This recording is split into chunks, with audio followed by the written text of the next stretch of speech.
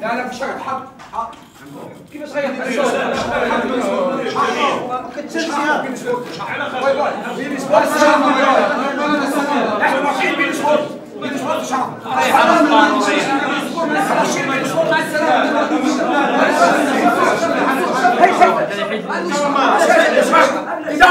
دي سياسة الدولة مش كده.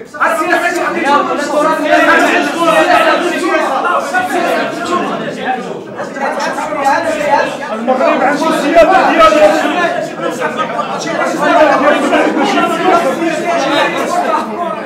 مفروض عليه مفروض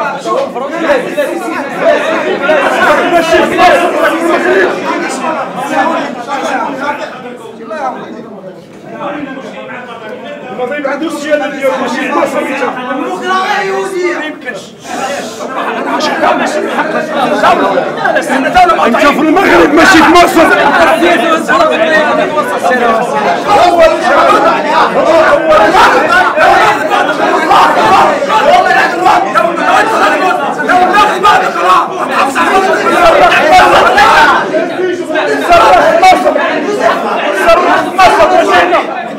تصرف في مصر.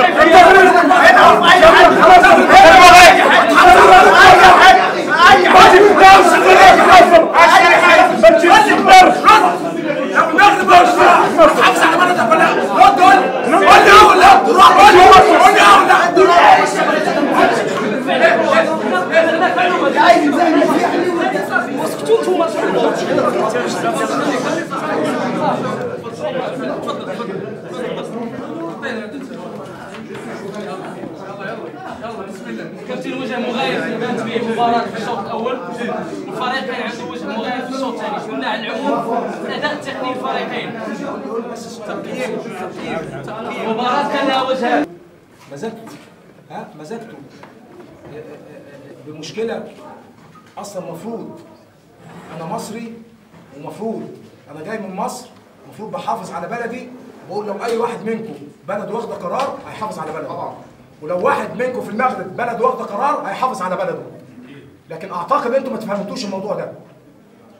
وكنت أرجو إن أنتم تتفهموا الموضوع ده. أنت لو المغرب واخدة قرار لازم هتحافظ على بلدك. فأنا بحافظ على بلدي. لكن عشان تشوهوا اي حاجه ثانيه انا ما اسمحش لحد.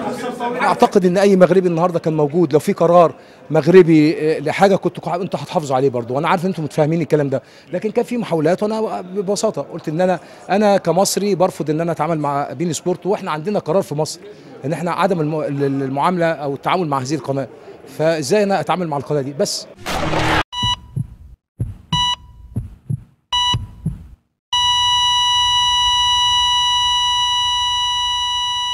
Moroccan Pride.